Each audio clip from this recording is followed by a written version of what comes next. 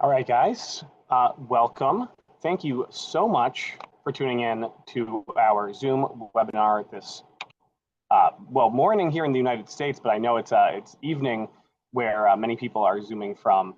My name is Charlie McMahon, and I serve as the programs manager for Southport, Connecticut's Pequot Library Association. To those of you unfamiliar, we are an association library with both a robust circulating collection, meaning you can come in and check out the newest bestseller, as well as a renowned special collection. And that's why we're here.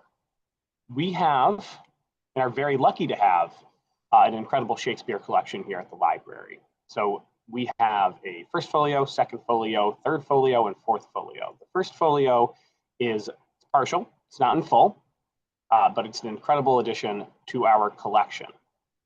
And because of this, we're celebrating the 400th anniversary of the first folio, which is why we have wonderful Rochelle here to talk a little bit about Shakespeare. But before we get started, I'd like to introduce our speaker. Dr. Rochelle Almeida is Professor Emerita of Liberal Studies at New York University, where she taught South Asian Studies, global cultures, and post-colonial literature for 27 years. She's also a Bombay-based international freelance writer and the author of 7 published books. She is currently completing a book on Western performing arts in Bombay based on research carried out while based in the city as a senior Fulbright research fellow. Her presentation today on Shakespeare in India will form a chapter in her forthcoming book. Rochelle and her husband Lou were longtime residents of Southport and active volunteers of the Pequot Library. They were joint winners of the Stanley Crane Volunteer of the Year Award from the library for their services to our book sales and Meet the Author program. Speaking of the Meet the Author program, a few years ago, Rochelle brought the first international Zoom to Pequot Library, and now she's bringing the second, and this is also one of the most well-attended webinars we've had. So we're very, very lucky for that. Rochelle now resides in Bombay, India, where she conducts private tutorials in English language, literature, and writing for high school students in the International Baccalaureate program and at the American School, Bombay. Rochelle is also proud to serve as docent emerita at the Metropolitan Museum of Art. We at Pequot Library are so thrilled to welcome Rochelle back. Across an ocean in a few time zones, but we're so happy that the wonders of modern technology have allowed for this to happen. And before we start, guys, I want to thank you all for joining us and just let you know that we as in Pequot Library, we wouldn't be able to do fun, engaging academic programming like this if it wasn't for your support. If you love the talk, please feel free to read more about Pequot Library online, about our donation process, about our fundraising, about our academics. But enough of that. We have wonderful Rochelle here. Rochelle, the floor is yours. Thank you so much, Charlie. Where do I even begin to say how delighted I am to be here? That was a very comprehensive introduction. And I'm just delighted that there are so many people who I know through my long association with the Pequot Library who have signed up for this webinar. You have honored me tremendously by your presence here tonight. I would like to say, well, it's tonight here in India and of course morning there in Connecticut. Thank you, Charlie, for putting this together. It's taken weeks and months, I know, to organize this, and I'm delighted. I also want to say a special thanks to my friend, Stephanie Coakley, director of the library. And if Stephanie is listening, Stephanie, I can't believe that a very casual conversation we had at the library in the summer when I happened to be in Southport has resulted in this event today. So thank you for inviting me to be here. And thank you for all of my viewers around the world, because I know there are people listening in from the USA, the UK, Canada, I believe Malaysia, and of course, India. There's also a couple of people listening in from Australia, where the time zones may even make it the middle of the night. So, so thank you for being here. It's my great pleasure to be able to present some of the research that I have been conducting over the last few years in India. And I should say that this presentation that I'm making tonight was carried out through ethnographic field research that I conducted in Bombay through the Fulbright program when I was a senior Fulbright scholar in Bombay. So I'm very grateful to the US International Fulbright program that has made this presentation possible. And as I said, this is, as Charlie has said, this is a chapter in my forthcoming book. So I am grateful for the opportunity and for the grant that enabled me to do this field research. So without much ado, let's begin. I'm going to talk to you about the couple that came to be known as the Shakespearewallahs. And I'm going to talk about how they introduced the world to, or rather the Indian world to Shakespeare in performance. It's not as if Indians didn't know about Shakespeare, they did, but the Shakespearewallahs brought them India in performance on stage. And so I'm going to begin now. And Charlie is going to man the slides, so we certainly hope that technology is going to work seamlessly for us. Let's begin now. The Shakespearewallahs and how the Kendalls introduced Indian students to the Bard of Avon. Next slide, please.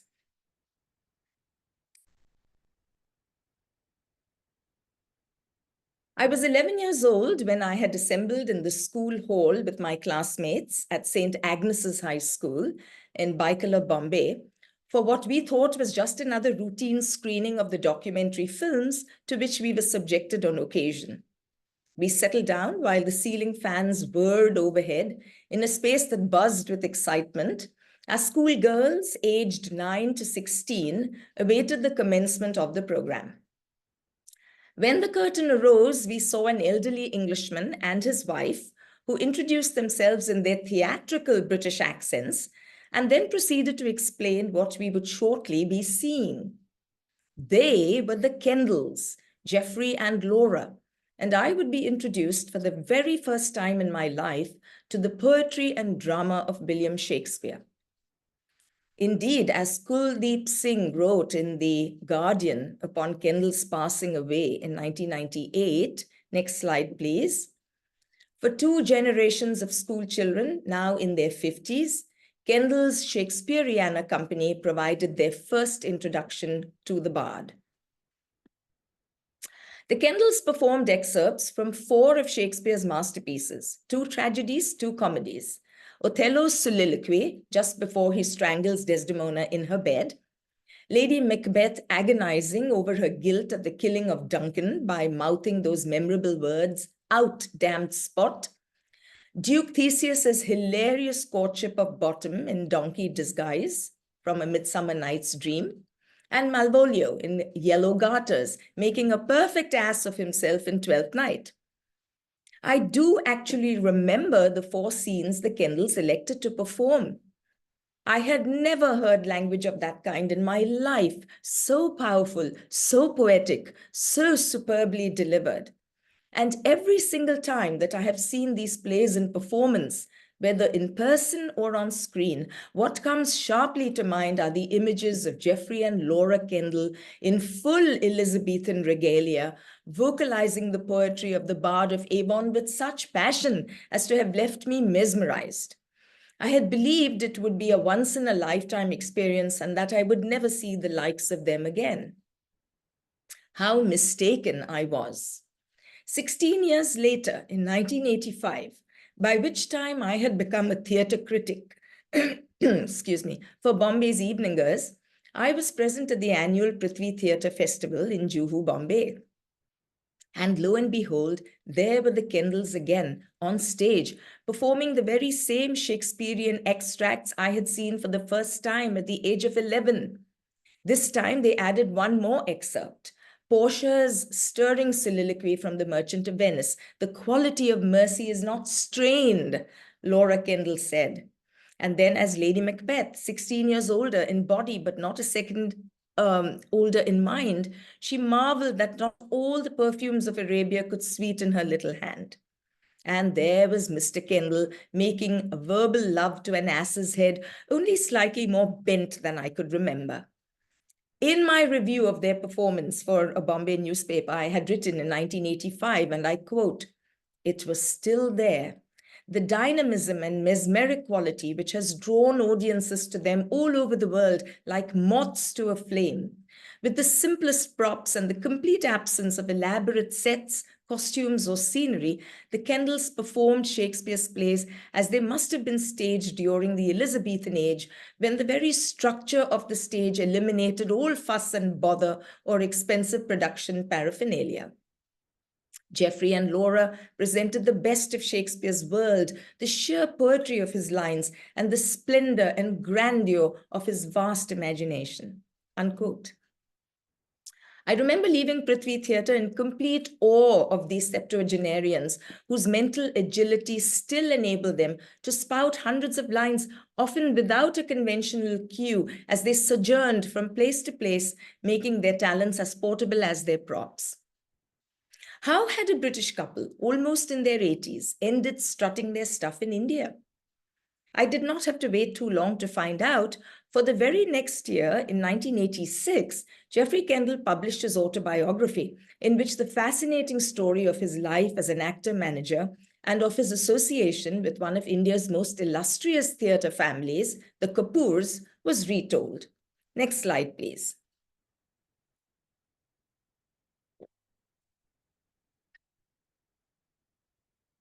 Now, I talk a little bit about the early life of Geoffrey Kendal. Geoffrey Kendal was a stage name that the actor-born Richard Geoffrey Bragg took on once he hit the footlights in India. Next slide, please.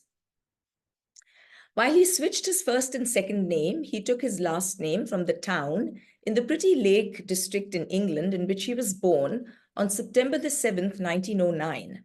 His father, Richard Bragg, like so many men in his little village in the Lake District on the edge of the Cotswolds, was a clerk in a woolen mill, wool being the staple trade in the region. Next slide, please. Young Kendall was a primary school boy in Form 3B when, as he put it, his one and only love was made manifest. He went to a theatre for the very first time, and in the manner of experiencing a sudden and powerful epiphany, he was hooked to everything it represented. Although he hailed from a family that had little or no interest in the performing arts, Kendall managed to persuade his elders to permit him to visit the theatre and see every one of the company's offerings that week. This was indeed an embarrassment of riches to be offered so suddenly and unexpectedly to someone in a small provincial English town in the years before the Great War. Recalling the thrill of his first exposure to the expertise of a professional theatre troupe, Kendall said that he would never forget his first night in St. George's Hall, an old horseshoe-like theatre with an antiquated roller curtain with advertisements painted on it. And commenting on the players who formed that troupe, he wrote, and I quote, "The actors, such handsome, defiant men, and such lovely ladies. I think I grew up that night." Unquote. Kendall grew so obsessed with the world of the theatre that he could think of nothing else. And yet he knew in his bones that lack of contacts and showbiz background aside, he had none of the ingredients typically considered essential for a lifetime spent as an actor. He wrote, and I quote again, "I seem to have none of the things necessary for an actor, neither looks, nor voice, nor brain." Unquote. Kendall's formal training in acting began when a lady in Lancaster started classes that would provide the budding actor with the confidence boost he needed to propel himself towards a career in acting.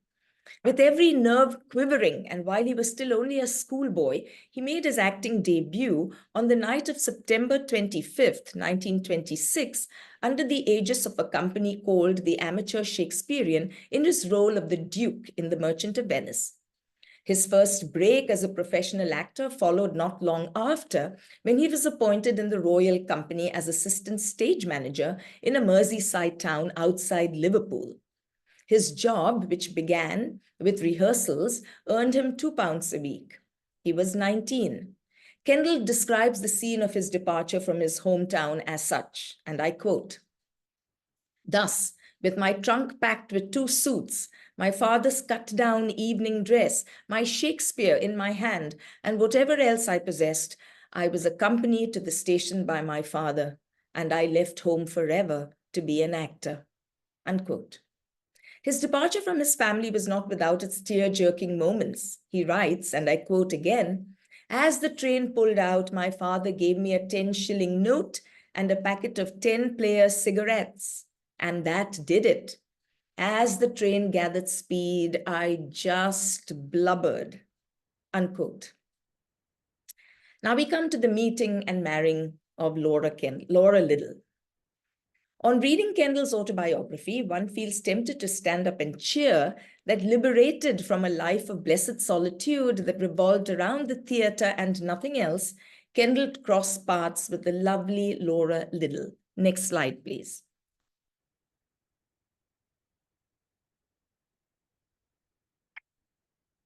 An actress as passionately devoted to the theatre as he was, Liddell was born in the Lancashire town of Barrow-in-Furness on May the 8th, 1908, the daughter of an engineer.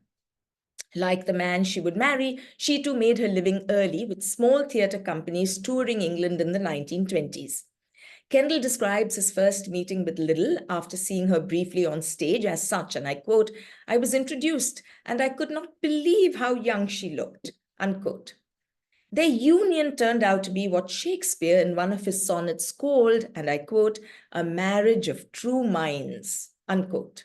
Thus, when in the years to come, Kendall would suggest to his wife that they leave their homeland to make a new adopted home for themselves in India, she was fully in cahoots with his ideas.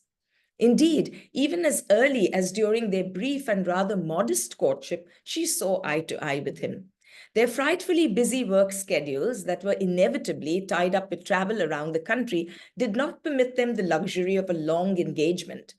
Being more pragmatic than romantic, they settled on a marriage that involved very little planning or expense.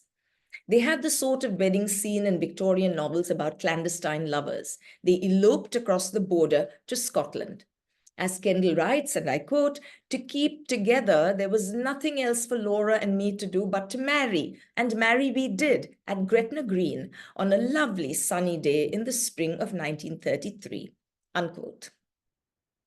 With marriage and permanent togetherness established, the young couple had to decide what to do with the rest of their lives. Resolving that the founding of a new production company was their only way out, and with the great sum of £10 as capital, they registered as managers of the Bragg Liddell Company and advertised in the newspapers for a cast. By the next day, they received over 500 letters. It was a deeply exciting time as the Kendalls attempted to juggle their new responsibilities as producers, owner of a new theatre company, and actors playing multiple roles simultaneously, all while adjusting to the demands of early marriage. Next slide, please. And then, before long, there was another complication. While the fledgling company began rehearsals and sought work opportunities, another production was underway. Liddell became pregnant. In the spirit of a trooper, she continued with her full quota of work in the wardrobe and props department for the first show on which they worked together, Trilby, an 1895 play by Paul M. Potter that introduced the role of Svengali. Their first child, Jennifer, was born on February the 8th, 1934, right after their performance that evening. Baby Jennifer was a novelty of sorts and caused quite a sensation amid the new company of players. Kendall writes, and I quote, "Some of the company came to see the new phenomenon. We had no cradle, so she was bedded down in a clothes basket. At our digs, we put her in the garden in the bottom drawer of our chest of drawers," unquote. If baby Jennifer was an object of curiosity, she did not stop her mother from forging on with her full compendium of duties. Kendall states that, and I quote, "Within 10 days, Laura was up again and started rehearsals immediately as though nothing had happened, except that we had to arrange the rehearsals to cope with feeds," unquote. Kendall tells the reader that years later, looking back on her earliest years as a toddler in the theatre, Jennifer recalled that on her birth certificate, her father's occupation was noted as, and I quote, an actor of no fixed abode, unquote. Now they're touring around the UK and they start performing in British schools. It was soon after their daughter Jennifer was born that the Kendalls received their first taste of performing for school children. They had by then began to take their acting troupe all over the UK and worked as freelance artists would whenever and wherever the opportunity presented itself. Despite traveling with the baby, they learned flexibility, a skill that would stand them in good stead during their future professional lives in India. Kendall reports that he was offered a tour with Sir Philip Ben Greet, who created spontaneous theatre groups in various cities and performed for school children. In this manner, his productions had a different caster for nearly every performance. And the Kendalls became aware for the first time of the possibility of playing in a school hall in daylight with no sets, minimalist Elizabethan costumes, and the power of poetry. It was the sort of experience that would fully inspire and equip them to devote their lives to a similar pursuit in India. They would introduce Indian students to the works of Shakespeare by taking the bard into their schools. Now they start touring the East with Ensa. When World War II broke out in 1939, Geoffrey Kendal went to sea. He reports that he experienced a few escapades, a collision, and a dive bombing. It was while he was stationed in Liverpool, waiting to go on duty on board his next ship, that he heard about ENSA, the Entertainment National Service Association that supplied live theatrical shows to troops. ENSA had been set up at the time of the first National Service call-up. It offered opportunities to travel abroad, taking theatre to British troops stationed in foreign lands.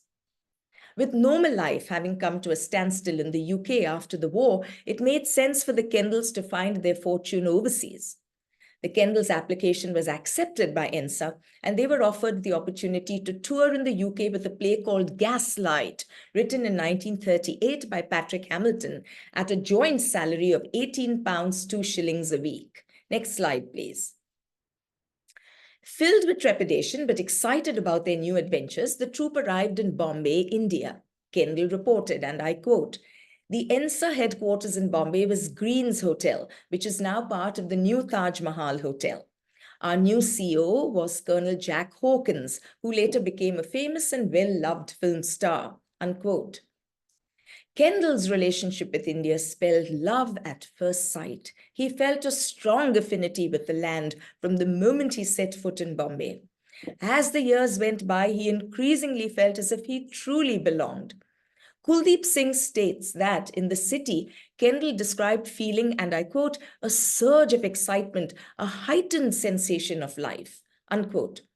Singh continues when he states that for Kendall, and I quote again, "the crowds had an energy he had never seen in Britain, restlessly flowing to and fro, as if the smallest incident was of the vastest interest," unquote.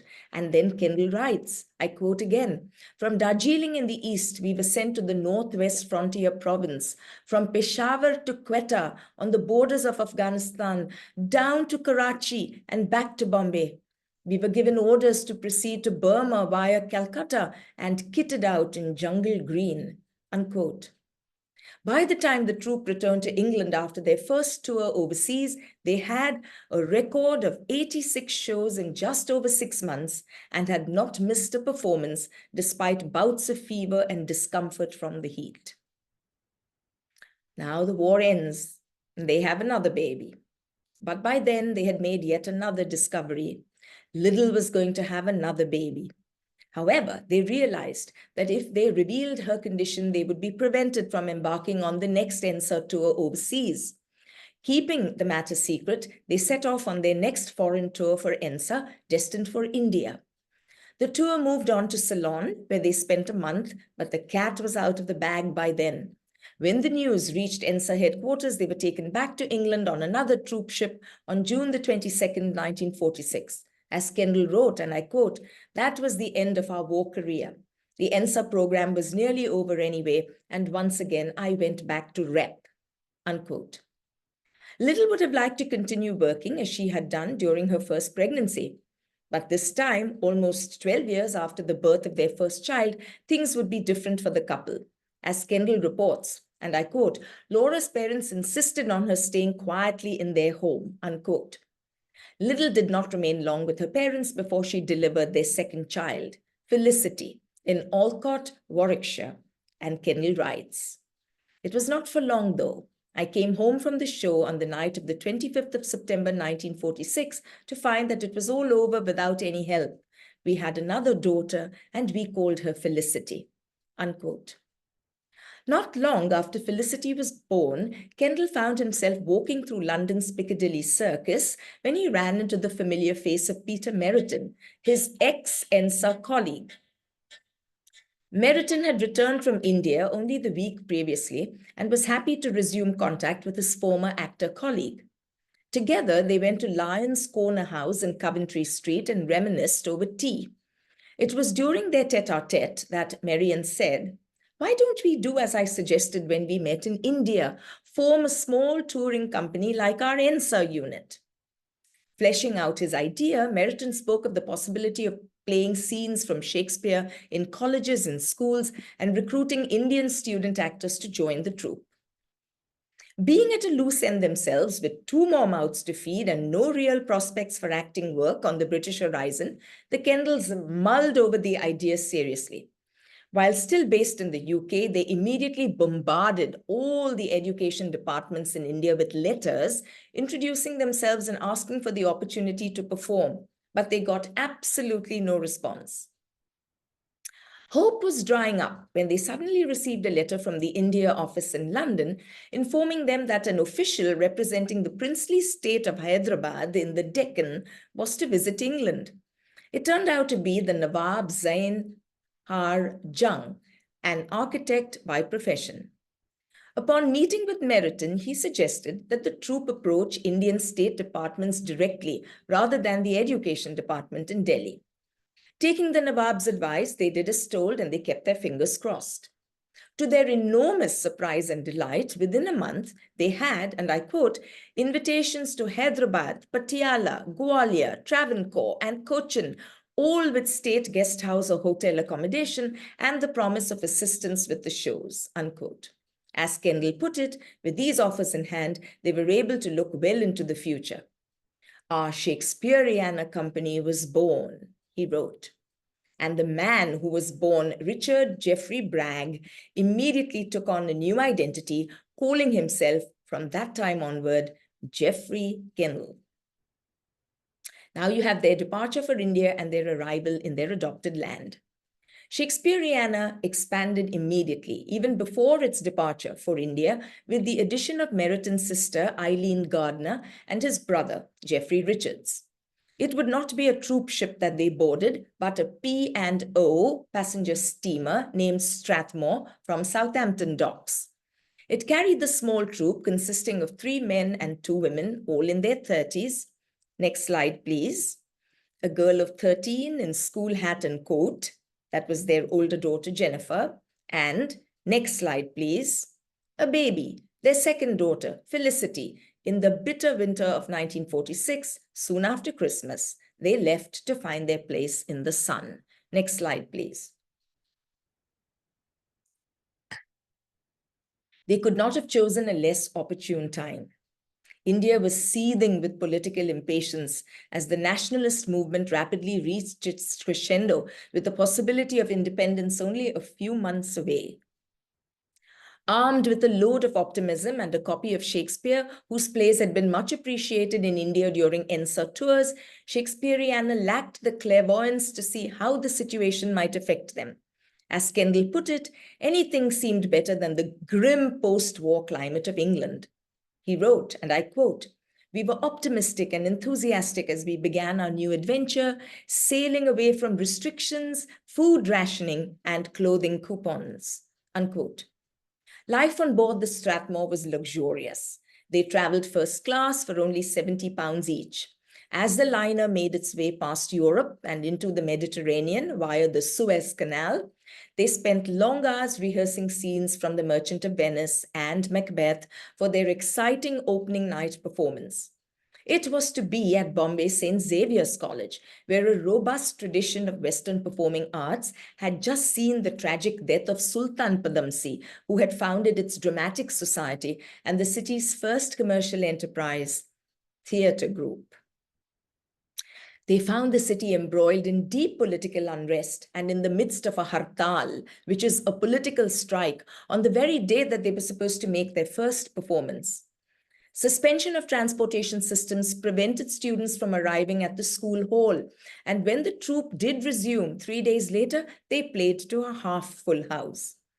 The city of Bombay provided them with rather an ominous beginning, but undaunted, they took the train to Hyderabad on January the 27th, 1947, where what Kendall describes as his princely tour began. As honored guests of the Nawab himself, they were treated like royalty, welcomed with garlands of jasmine, and put up in splendid fashion. For the next 6 months, Shakespeareana traveled widely from one elite school to the next, mainly located in hill stations that the British had set up as summer vacation spots to escape the blistering heat of the Indian plains. From Doon School, they moved on to Sherwood College in Nainital. It was, in fact, in St. Joseph's College in Nainital that a very young Naseeruddin Shah, who is today one of India's best known and best loved actors, experienced the magic of Shakespeare for the very first time. Speaking of his memories of that wonderfully impressionable phase in his life, Shah said to me during an interview he granted me, and I quote, "I saw Shakespeareana perform every year from the age of 5 to the age of 15. I've written about my feelings for Mr. Kendall in some detail in my memoirs. I think he had the greatest influence on me," unquote. Many years later, in 1979, after Shah joined hands with his wife, Ratna Patak Shah, and his friend Benjamin Gilani to found Motley, a theatre group devoted to serious budget productions, his troupe traveled wherever the opportunity to perform presented itself. Somewhat romantically, Shah said to me, and I quote, "We saw ourselves as latter-day Kendalls," unquote. Now the Kendalls lived through modern Indian history. As the months passed and India inched closer towards independence, the troupe arrived in Darjeeling to play at St. Paul's School and at Loreto Convent, where the nuns were so welcoming and offered a faith so illuminating that it provided answers to many of Kendall's spiritual questions. Moving on, they arrived at Shillong in Assam on one of the most momentous days in India's modern history, August the 15th, 1947, Independence Day.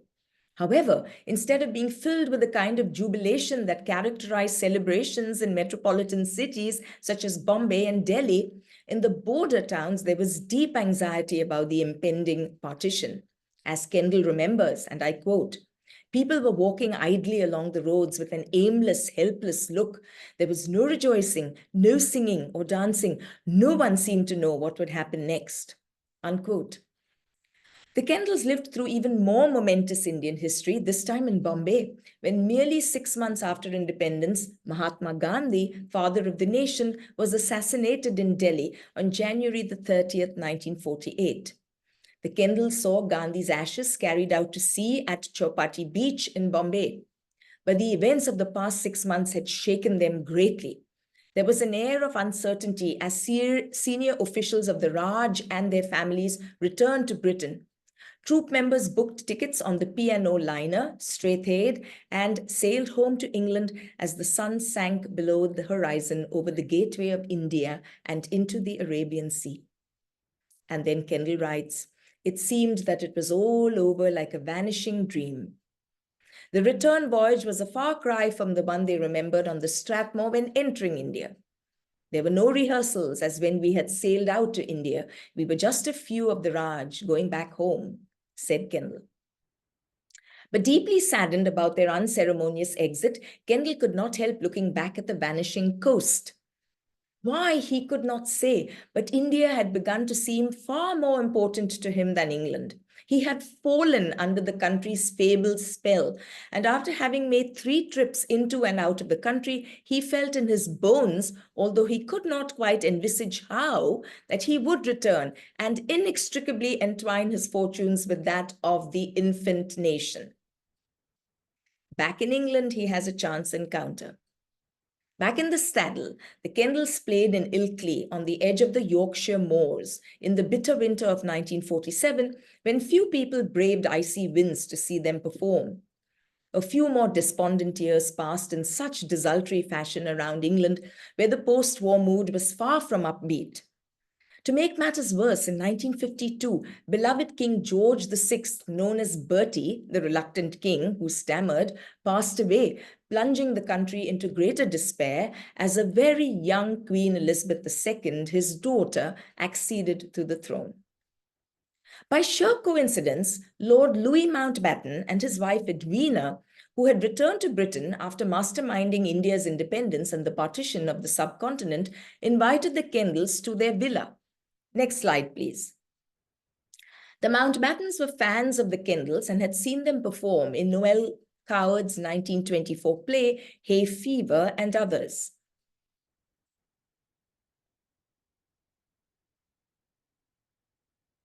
At lunch, Kendall had the opportunity to tell the Mountbattens how much they missed India and how dearly they would love to return. Coincidentally, Lady Mountbatten happened to be returning to India the following week. She promised to talk up the troupe on her travels. Her contacts with new Prime Minister Jawaharlal Nehru and members of Indian royalty went a long way towards furthering the Kendalls' cause. Kendall is convinced that they would probably never have returned to India in 1953 had it not been for the Mountbattens' help. Furthermore, Lady Edwina Mountbatten became a patron of Shakespeareana, and at a later date, so did the Maharaja of Jaipur. The Kendalls had received the green light for their next voyage to India. It was the one that would make the country their permanent future home. On June the 25th, 1953, they sighted India once more, again under the cloudy skies of the rainy season. Next slide, please. In 1953, Jennifer Kendall was 19 years old, her younger sister Felicity merely 7. Jennifer made her debut on the Indian stage, acting alongside her parents as she mastered the nuances of Shakespearean drama. Next slide, please. The latter continued her sporadic education on the road in India. Felicity is seen here playing Puck in A Midsummer Night's Dream in her first major role with the company. Next slide, please. The Kendalls traveled across the length and breadth of India, performing wherever they were invited.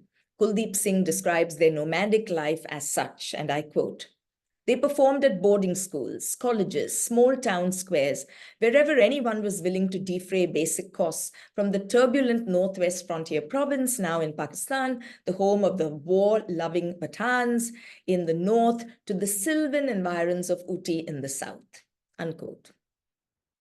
Travel across India with a young child in tow was far from convenient, and in the years that followed, the Kendalls would recall their privations to their grandchildren in vivid detail, as Kunal Kapoor, their grandson, that is Jennifer's son, confirmed during the meeting he had with me.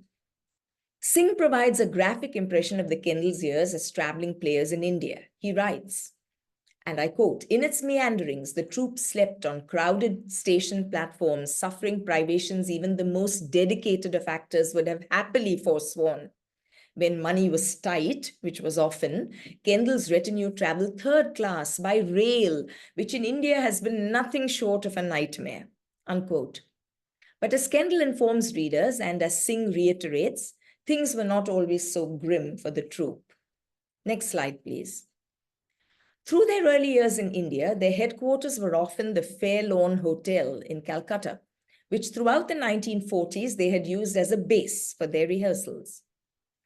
There was also their so-called princely tour, during which, Singh states, they were, I quote, "feted by the wealthy and the glamorous, and witnessed at first hand the opulence and majesty of some of India's richest potentates," unquote. Through luxurious times and days of penury, however, what kept Shakespeareana going was the audience, for in them, the Kendalls found the same restless quality that had kept them seeking more. They wrote Kendall, that his Indian audiences are the best in the world. Nothing escapes their attention, unquote. Next slide, please. Now begins the Kendalls association with the Kapoors. The Kendalls association with India's then most illustrious acting dynasty, headed by patriarch Prithviraj Kapoor, began when Kapoor, having heard of Shakespeareana, invited the Kendall troupe to witness his own histrionic talent on display. Prithviraj had carved out an impressive career for himself as a performer in a journey akin to that of the Kendalls themselves. Kunal Kapoor, who boasts two of the most colorful stage personalities in the world as his grandfathers, Geoffrey Kendal on his maternal side and Prithviraj Kapoor on his father's, states, and I quote, "My grandfather Prithviraj was studying to be a lawyer in Peshawar, which is now in Pakistan. But he came to Calcutta, where he joined the Anderson Theatre Company and began acting in English on the stage before he made his way to Bombay and joined the film world," unquote. The Kendalls were treated to a performance of the play Diwar, which is Hindi for wall, written by Prithviraj Kapoor himself and produced by his theatre company, Prithvi Theatre, in the old Opera House in Bombay, which subsequently became a cinema and has been recently returned to its former glory as a performance space for staged shows. Next slide, please. It was a little while after this performance that young Jennifer Kendall met Shashi Kapoor, son of Prithviraj Kapoor, for the first time in the historic Fair Lawn Hotel in Calcutta that has stood on Sudder Street since the 1700s, when Warren Hastings was Governor General and the East India Company still ran the Indian colony. Chemistry seemed to have sparked instantly at their meeting, but it would sizzle into a flame after Shashi joined the Shakespeareana company as a young actor. Indeed, as the years had gone by, the Kendalls had begun to recruit young, talented Indians to join their small troupe of traveling players comprising father, mother, and two daughters. As the foursome had their limitations in terms of range of roles that they could possibly portray, young Indian actors filled the casting gaps. Kendall admits frankly that he was dismayed by the attraction that had obviously developed between his older daughter and the handsome Indian actor. For selfish reasons, he hoped he had in fact nursed the dream that, having been reared in the troupe, Jennifer would take over as the first actor-manageress of Shakespeareana. Indeed, her parents had been grooming her for just such a role. To the Kendalls' disappointment, their daughter seemed to be heading in a completely different direction. Although they tried to dissuade her from staying in the relationship, Jennifer thwarted all their attempts to nip it in the bud. Kendall states that on a tour to Malaya, which they launched at that time, which included Shashi Kapoor and the troupe, Kendall's verbal altercations with Jennifer came to a head. Looking back on the manner in which they handled the situation as parents, Kendall voiced regrets. He wrote, and I quote, "With hindsight, I can see that if we had talked about it calmly, we could have found some solution, and Shakespeareana could have continued as before. But none of us was willing to give ground," unquote. While still in Malaya, a defiant Jennifer, aged 24, older, as Kendall noted, than Liddell had been when she had married Kendall at Gretna Green in defiance of existing conventions, put her foot down and articulated her determination to marry Shashi Kapoor 4 years younger than she was. Kendall states, and I quote, "Our disagreements developed into a little war, and finally Shashi and Jennifer decided in mid-tour to fly back to India and get married," unquote. Hastily, the smitten couple performed with the troupe in Malaya for the last time in Shaw's Arms and the Man on May the 31st, 1957. Kendall played Bunchi, Shashi Kapoor was Sajio, Jennifer was Raina. So great was the animosity on stage during that last performance together that, as Kendall put it, and I quote, "They managed to get through the play with neither of us looking at each other," unquote. The young couple flew out of Singapore on June the 14th, 1957, and landed in Bombay, where Shashi Kapoor's parents arranged a simple Hindu wedding. Kendall was told that Jennifer wore, and I quote, "a North Indian wedding skirt in red," unquote. But since neither he nor Liddell were present to see her or to give the couple their blessings, they received eyewitness reports from others. The newlyweds returned to Calcutta to spend their honeymoon in the Fair Lawn Hotel where they had met, which was in the hands of a Mrs. Rose Smith of Armenian origin and her British husband. Little could the Kendalls have guessed how much the union of two young and talented people who were deeply in love and who emerged from two of the most energetic performing families in India, each representing an Eastern and a Western branch of it, would go on to influence the future of performing arts in Bombay. Shell-shocked by a crisis in their family that none had foreseen, the exit of Shashi Kapoor and Jennifer from the Shakespeareana troupe, the Kendalls returned to Bombay from the Far East with a dilemma on their hands.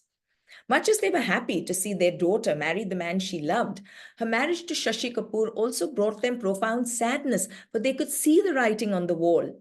Shakespeareana, as they knew it and as they had fashioned it, would never be the same again. With Shashi and Jennifer's exit from the troupe, questions were posed. Ought they to dissolve Shakespeareana, and ought they to continue with a smaller retinue? Eventually, a decision was taken in 1960 to keep going with Felicity, the younger Kendall daughter, taking the plum roles that her older sister had previously played. The last 2 years of the Shakespeareana troupe was spent traversing varied countries in Asia.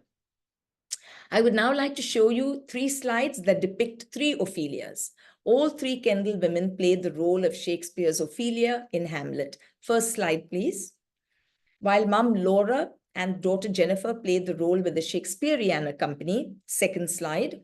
This shows Laura. We now move on to the third slide, where Felicity played Ophelia in the Shakespearewallahs film, about which I will say a lot more later. Felicity did not play Ophelia on stage at all, but her mother and her sister did. But the call of India and Indian audiences proved to be much more urgent and compelling. The Kendalls believed that as actors, they ought to play for those audiences that were most receptive to their work. It was important for them to continue to do what they believed in and what they best understood. Accordingly, Shakespeareana survived the exit of Jennifer and Shashi, and the shows went on. But not without major alterations. The winds of change were blowing fiercely through independent India. As the years passed and post-colonial India became far more strident about asserting her own identity as a fledgling nation, it was perhaps inevitable that the culture and traditions of the erstwhile colonial regime would be rejected in favor of more indigenous pursuits. Taste changed slowly, but the power of Hindi cinema grew exponentially, and the Indian public embraced the new art form with a ferocity rarely seen in other parts of the world. Jennifer and Shashi Kapoor reconciled their differences with the Kendalls and even joined the troupe occasionally to play roles as guest artists. But with Shashi's growing fame as a cine idol, billing on Shakespeareana posters underwent a drastic change. When Othello was advertised as the greatest play ever staged, it was Shashi Kapoor who received top billing, while Shakespeare's name was left out of the poster altogether. Now, Bengal had always had a very special place in the Kendalls' heart, and it was at the famous girls' school, Loreto Convent in Darjeeling, that Kendall underwent his conversion from Anglicanism, the faith in which he had been raised, to Roman Catholicism, which he embraced willfully as a result of the hospitality, kindness, and generosity shown to him and his troupe on the several occasions that they had stayed in the convent with the good nuns who ran it. While his wife Laura Liddell and his younger daughter Felicity were also baptized in the new faith, Jennifer resisted. Next slide, please. We come now to the final years of Shakespeareana and new opportunities in cinema. Through the 1960s, having seriously run out of steam, Shakespeareana limped along, the Kendalls trying valiantly to keep it going in its original form. But as they aged, and as Jennifer and Shashi's own family grew, with sons Kunal, born in 1959, Karan, born in 1962, and daughter Sanjana, born in 1967, they increasingly made Bombay their base. The Kendalls frequently spent time with their grandchildren in Bombay and filled their ears with histrionic lore from their roving lives. Speaking of the stories he had heard about his mother Jennifer's childhood from his grandfather, Geoffrey Kendal, Kunal Kapoor said, slide please. This was during his interview with me. And I quote, "Throughout our childhood years, my grandfather regaled my siblings and myself with stories about our mother's checkered childhood. They never ceased to talk about how unusual it was." And summing up his memories of his grandparents, Kunal said, and I quote, "My grandfather, Geoffrey, was an actor, manager, director. He directed, he acted, he envisioned the entire production, he managed bookings, he handled travel and accommodation arrangements for the troupe. He was a one-man travel agency. Laura, my grandmother, designed and devised the costumes and the innovative sets. Very innovative because everything had to be easily portable. They used a lot of curtains in their sets. She kept all the costumes and the backdrops, which she painted herself. We still have a lot of their props and supplies. It was not a conventional or easy life, but my grandparents loved an audience and they loved traveling, and with Shakespeareana, they found both." Unquote. Next slide, please. Felicity was keen to continue her acting career as well, but she chose to pursue it in England, where she set out to find an agent to represent her. Felicity wrote about the Fairlawn Hotel in 2012, and I quote, "I loved it here, and it was from this hotel that I left, age 17, to try my luck in England, my father's disapproval ringing in my ears." Unquote. Felicity went on to make a highly successful career for herself on British TV and became a household name. She made her life for herself in the UK, never returning again to live in India. Next slide, please. Although she visited frequently, she is seen here with her son Charlie, then aged 1. Jennifer, for her part, focused on her increasingly responsible roles as homemaker, wife, and mother, as her husband Shashi's career in Hindi films provided their main source of income. The childhood years of their 3 children were filled with stories, not derived from books, but from the fascinating real-life encounters of parents whose courtship years were anything but ordinary. As Kunal recalls, and I quote, "So much of our childhood revolved around Shakespeareana and about being the offspring of 2 parents who were, first and foremost, serious dramatic artists. I don't even know where to begin recalling it. My siblings and I were breastfed in the wings of various theatres. A huge part of our growing years was about plays, about the theatre, about acting, all the time." Unquote. As television and cinema took over the lives of their daughters in ways they'd never imagined, the Kendalls found themselves offered a strange new proposition. Next slide, please.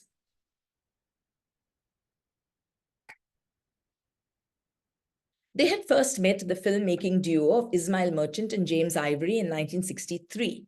They were soon made aware of the fact that the cinema team wished to make a film based on the life of an English actor-manager touring India with a company playing Shakespeare. As someone who had the stage actor's near contempt for the cinema, Kendall always thought it was hugely amusing and ironic that it was the very medium that he had rejected all his life that ultimately brought him exposure and fame that the stage had never lent him. He writes, and I quote, "My life in the theatre had just begun when the talking cinema arrived, and I never came to terms with this medium. I was frightened of it, for it spelt an end to the touring system in India and to the actor's wandering life. It was the despised cinema, however, in the end, that told the world of my existence and, to a certain extent, of my fight." Unquote. While Kendall was still quite perplexed about the shape that the film would take, Merchant Ivory explained that since Shakespeareana had successfully taken Shakespeare to the farthest reaches of India, they hoped the film would be an affirmation of the company's commitment and its illustration of what was, at least to the Kendalls, still a wonderful way of life. Convinced finally that the film, which was to be titled Shakespearewallahs, would be a feasible means of telling their life story, the Kendalls agreed to give the filmmakers permission not only to borrow material from their own biography, but indeed to actually act in it. Next slide, please. Through the first few years of the 1960s, after Ruth Prawar Jhabala, one of India's best-known novelists, had worked on the screenplay, the film was shot and technically perfected. Next slide, please. Geoffrey Kendal played Tony Buckingham, who with his wife Carla, played by his own wife, Laura Liddell, toured India taking Shakespeare to the masses.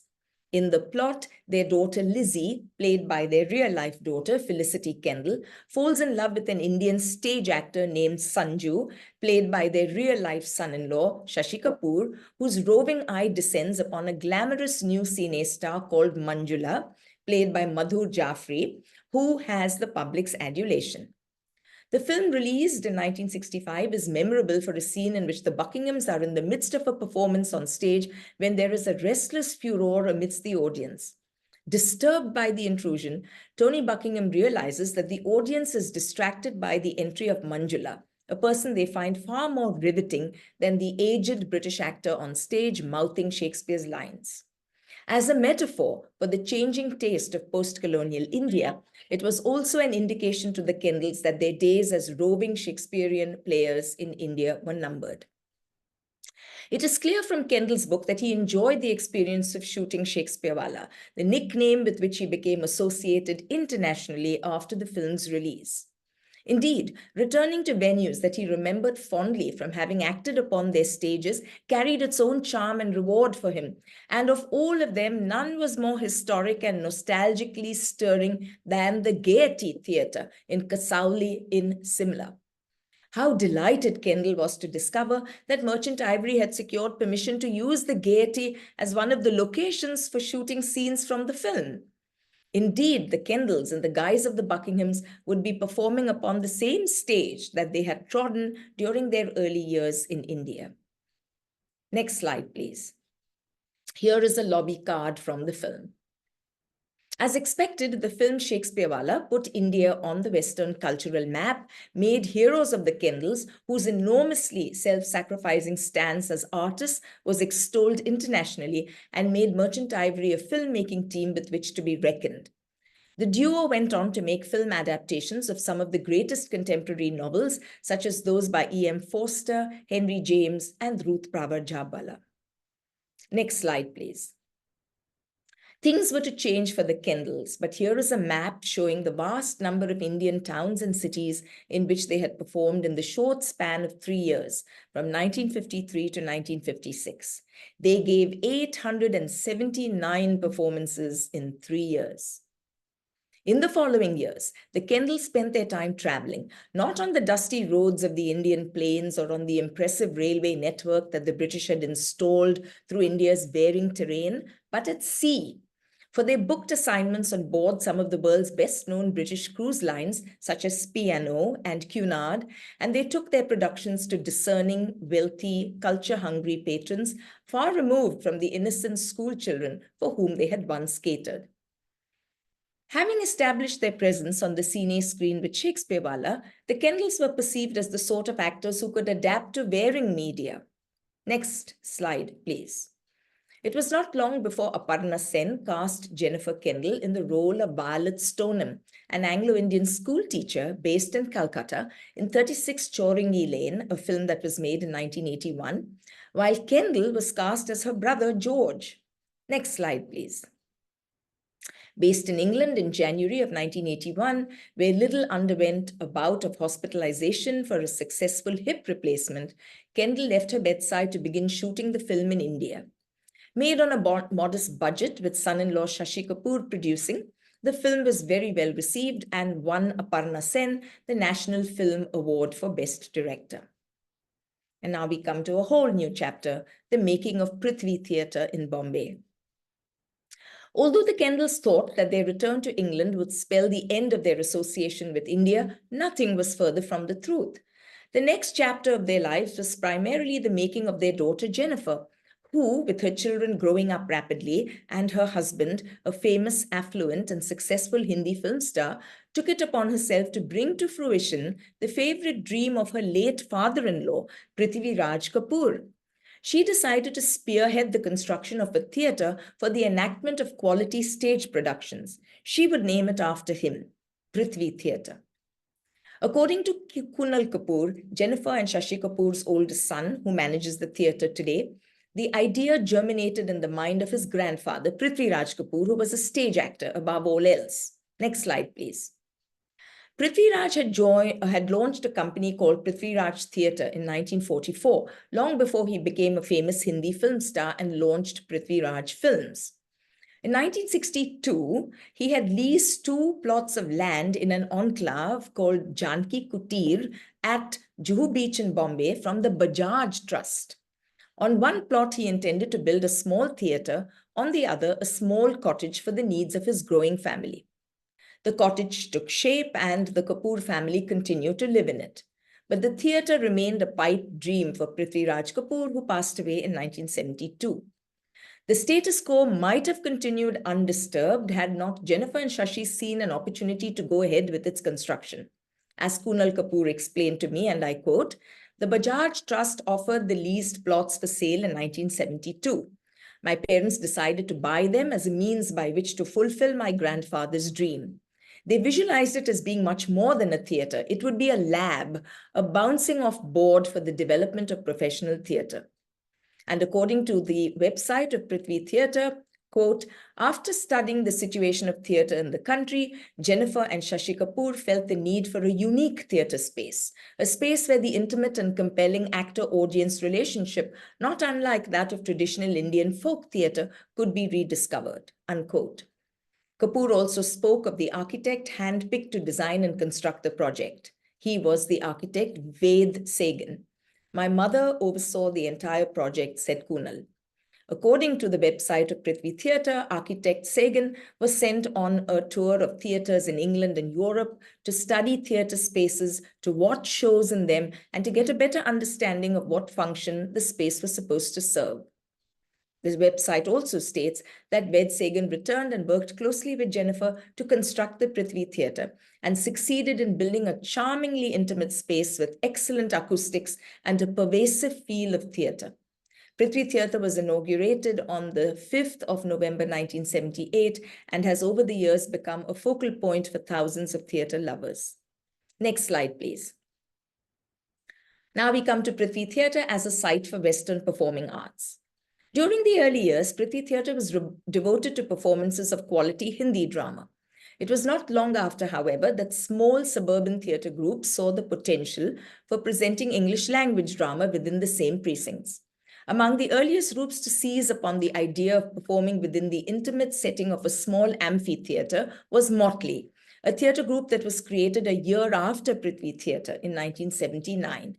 Their biggest hit and best-known production, Waiting for Godot by Samuel Beckett, debuted at Prithvi within months of the theatre's inauguration. As an increasing number of producers working with English stage productions saw and exploited the potential of Prithvi as a venue for their work, the initial aims of its creators moved beyond Hindi drama to Western performing arts. Today, Prithvi Theatre is the proud venue of recitals of the Symphony Orchestra of India that moves location once a month from downtown Bombay's National Centre for the Performing Arts to Juhu. Jennifer Kendall-Kapoor lived long enough to see her father-in-law's dream fulfilled. After supervising the construction of the theatre herself, she struck another major coup when she presented her own beloved Shakespeareana duo, her parents, Jennifer Kendal and Laura Liddell, on the Prithvi stage to participate in the first theatre festival of 1983. It was an attempt to bring a feast of stage production in multilinguistic modes together to showcase the cultural wealth of contemporary India.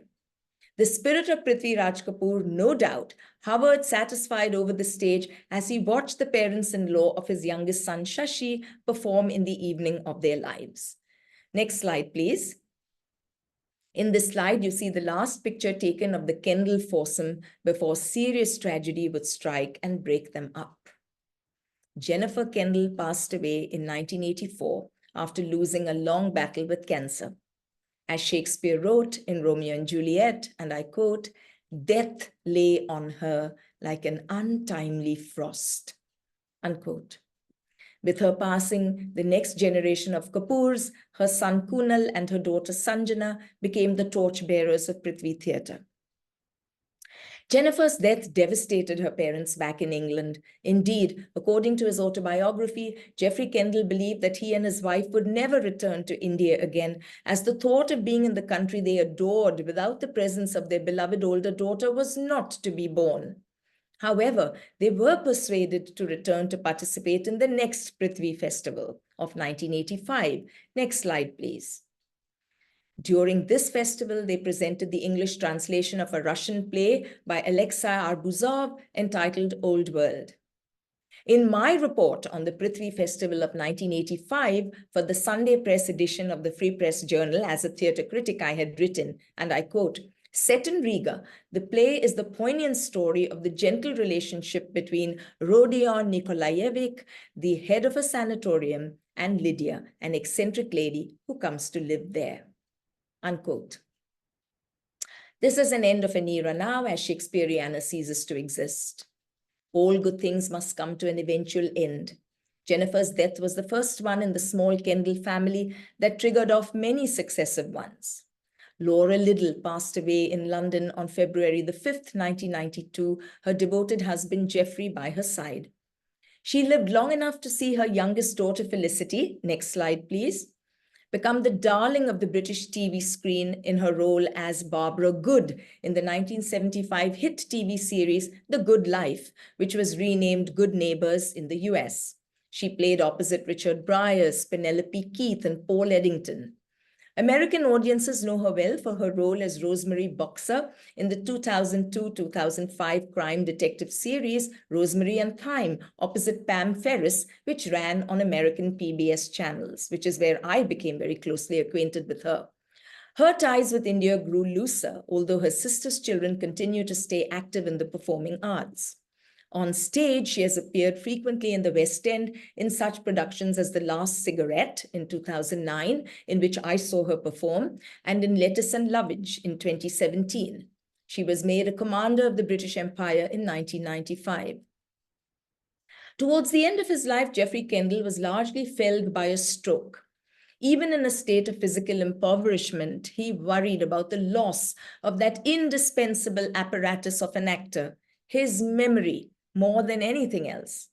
Visiting him while he convalesced, his grandson Kunal recalled, and I quote, "I remember meeting my grandfather Geoffrey after his stroke when he was in his 70s. He held my hand and he wept and he said, 'I will not remember my lines.'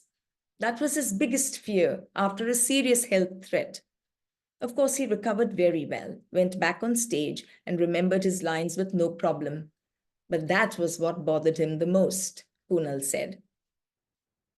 Geoffrey Kendal passed away on May the 14th, 1998. His last significant work was the direction of his favorite play, Gaslight, for the Prithvi Theatre in 1993. It was the play with which he and his wife had commenced their long, fruitful, and extraordinarily glorious acting careers in the UK so many moons previously. According to Kuldeep Singh's obituary in The Independent of London, and I quote, "All who knew Kendal describe him as a volatile, obnoxious, wonderfully belligerent and mad man who, like a Shakespearean actor, drank life to the lees. He enjoyed the company of youngsters, saw adventure in everything, including hard times, and had the ability to make the most mundane events sound like a dramatic happening." Unquote. This assertion is certainly true of his autobiography, The Shakespearewallahs, in which the most mundane days have been reported with scintillating excitement as to sweep the reader up in the sheer joy of his telling. The legacy he left behind, aside from grandchildren of mixed race who continue to keep Western performing arts alive in India, is the awareness and love he nurtured in the hearts of at least 2 generations of Indian students for the music in the words of the Bard of Avon. He and his wife, Laura Liddell, were awarded the Sangeet Natak Academy Award by the Indian government before they passed away. And finally, a little bit on Prithvi Theatre, 45 years on. Next slide, please.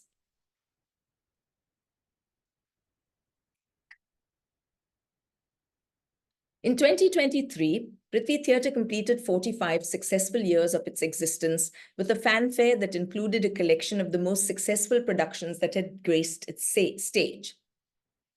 Motley's A Walk in the Woods, Waiting for Godot, and Dear Liar were other notable dramatic productions that have seen repeated encore performances at Prithvi through 4 decades.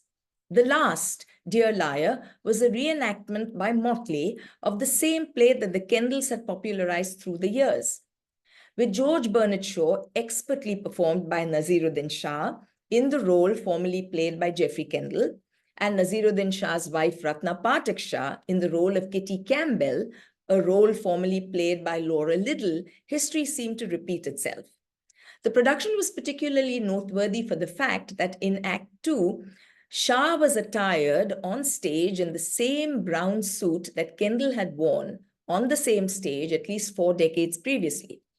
The resemblance of Shah to Kendall was so great that I almost believed as I watched the remake that I was gazing upon the Shakespearewallah himself.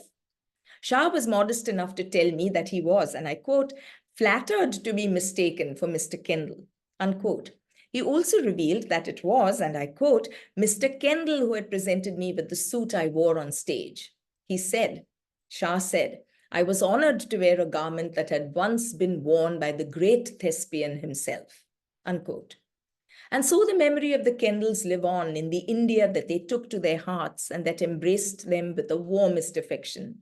In schools and colleges across the country, the couple is immortalized in countless photographs of students in Shakespearean guise in annual magazines. Next slide, please. On the stairwell and on the walls of the spacious corridors and lounges of the Fairlawn Hotel off Park Street in Calcutta, black and white photographs of the Shakespeareana troupe and of the Merchant Ivory filmmaking unit adorn the walls, for the creative artists of these outfits favored the genteel old world charm of the hotel. There, in the sprawling green foyer of the hotel, framed by potted palms and comfortable sofas, where guests still take afternoon tea in much the same way that the cafe of the Prithvi Theatre serves Irish coffee, with all the sophistication and elegance of the erstwhile Raj, the Kendalls are joyfully remembered. Next slide, please. They continue to live in antiquated Indian settings such as this. For indeed, though regimes may come and governments may go, age cannot wither, nor customs stale their infinite variety. Last slide, please.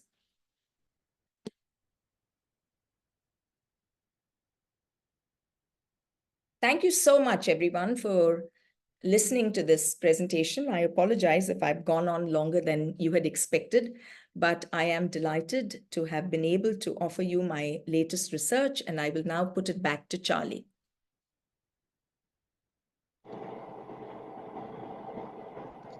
Oh my gosh, that was wonderful, Rochelle.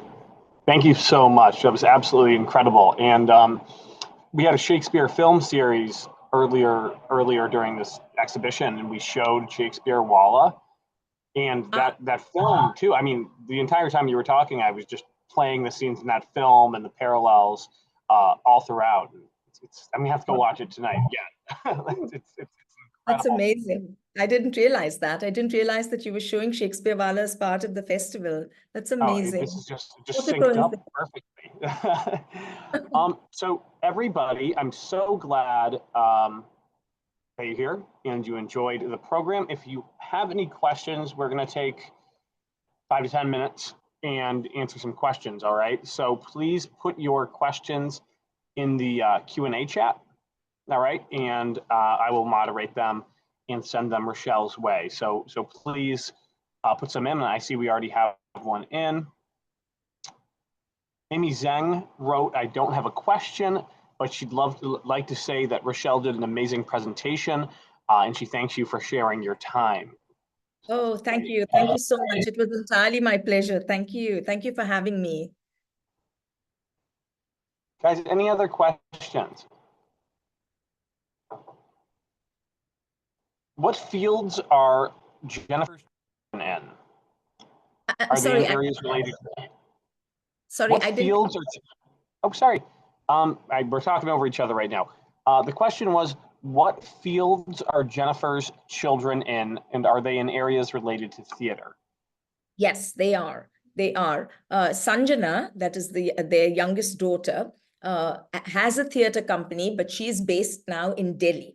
And it is in Delhi that she is producing, directing, and working with youngsters, young actors. Her brother, Kunal, now manages almost independently the Prithvi Theatre in Bombay. So he is more of a manager, though not an actor.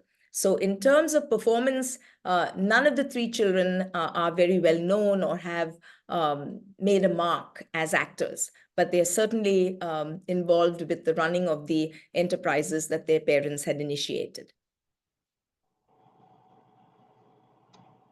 That's great. It's so interesting. So we do have one question from Celia. Celia is asking, can we access the recording? More of a housekeeping question. Yes, so we are going to put the recording on YouTube, and we can also send it out to people individually. So great, yeah, thank you for asking. When would this be available? An anonymous attendee.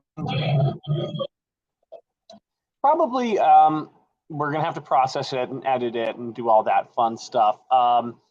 So I don't want to give way too specific a time because I know it can vary. But in the next week or so, it will be available. And I'll make sure everyone gets it. Okay, terrific. An anonymous attendee asked or replied, "Don't have a question, but I remember the Kendalls coming to my school in Bandra. They started the show with, when Shakespeare played the stage was bare, the throne of England was a chair." It's really, really interesting. And I love the Kendalls that I find so fascinating is that there are so many people all throughout India who have this relationship with them. And it's kind of like, I don't know, in the States, we have touring acts that go to a lot of the elementary schools, and it unifies everyone. And I think that's really incredible. Gemma wrote, "Not a question, but Rochelle, you are a great storyteller, very enjoyable." Thank you. Thank you very much. Then Shanaz wrote, "I had seen Geoffrey and Laura perform in Hyderabad in 1984. They were amazing." Yeah, because they were all over India, you see. They traveled all over India. We have another comment from Jinx, who said, "Big bravo, Rochelle, for a wonderful telling of the Kendall story."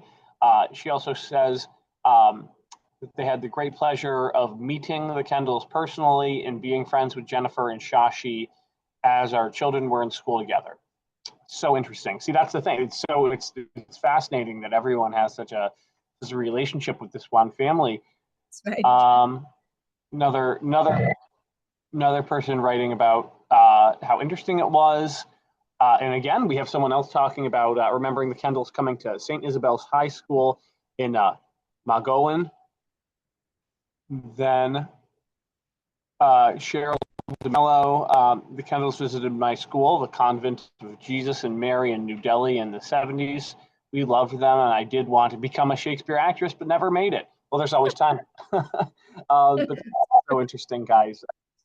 It's been absolutely wonderful. I'm so happy. I'm so happy that there are so many people in this audience today participating in this webinar who have actually seen the Kendalls on stage, So and as I did when I was 11, and they left an indelible impact on almost everyone. So many people have said to me, "I'm going to join the webinar because I remember I watched the Kendalls when I was a child or when I was a teenager." And when you think about perhaps the greatest product that came out of them was Naseeruddin Shah, who is today considered one of our greatest actors in India. And he directly attributes his entry into theatre to the Kendalls and to having first seen the Kendalls, which is pretty awesome, really. We just had a comment from Tatiana. "So interesting, Rochelle. I love Prithvi Theatre and loved learning about the history of how it came about, and the Kendalls, of course." I'm so glad. I'm so glad.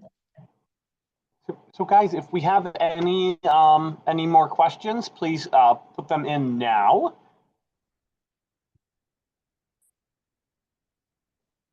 Or comments. Comments. If anybody has or comments, guys. Yes, questions or comments. Yeah, anything.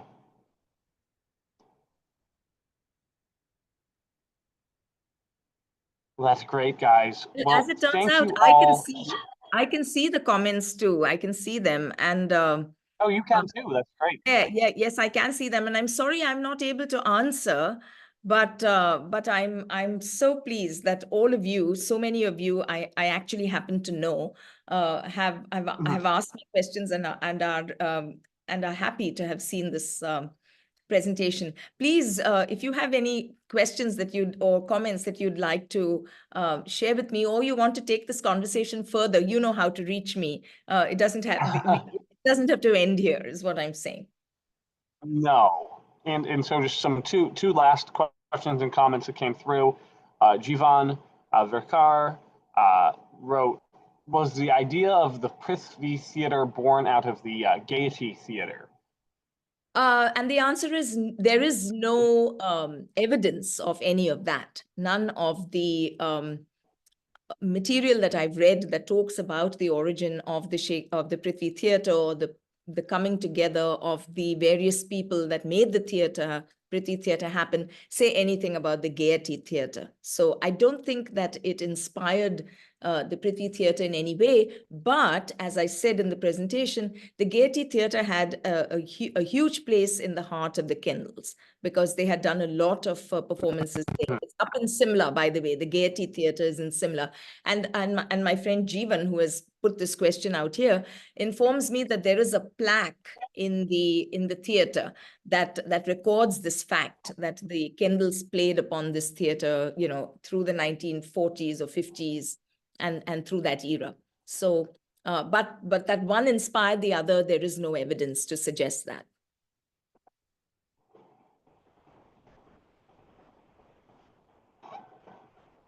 Well, wonderful, guys.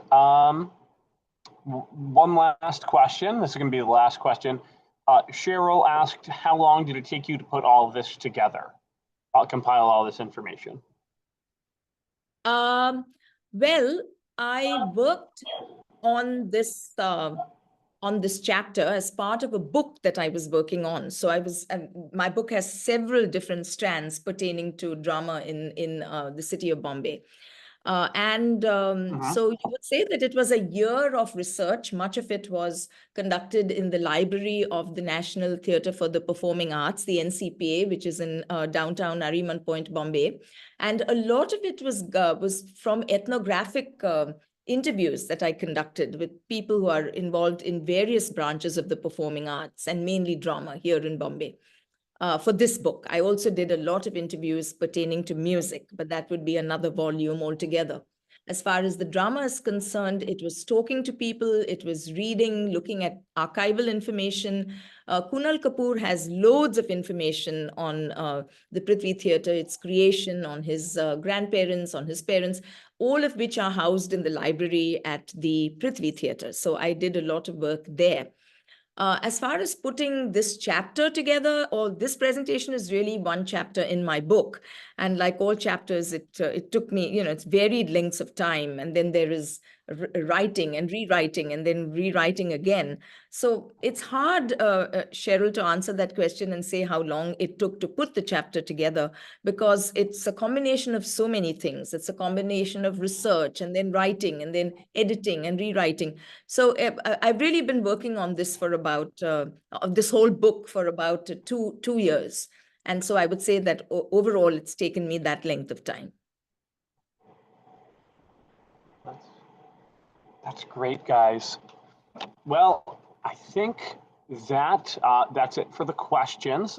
Thank you all again so much for attending this talk. And thank you, first and foremost, to Rochelle. That was absolutely incredible. And everyone here at Pequot Library is so happy that you're a part of our extended family, and so happy that you were able to do this. This was the final Shakespeare program that we've had over the last couple of months, and I'd say we went out on a really good one. So thank you so much, Rochelle. Well, thank you for having me. Thank you for having me. Special thank you to all my friends around the world, and to a large number of people who have joined in whose names I don't even know, but it's because you disseminated this information and talked about this presentation as effectively as you did at the Pequot Library and outside, that has brought this large collection of people together to listen to this presentation. So I'm very, very pleased that I was able to do this. And please don't hesitate to call on me again if there's anything else I can do, because you know that the Pequot Library is one of my favorite places on earth. So I'm always happy to do work for the Pequot Library. We absolutely absolutely will not hesitate. It'll happen too much, Rochelle. Well, Thank all you, right. guys. Thank you so much. Thank you. We're going to end this. Thank you, everyone, and have a wonderful Bye, everyone. evening or day or wherever you are in the world. Be happy. All right. Bye, guys. Bye, Charlie. Thank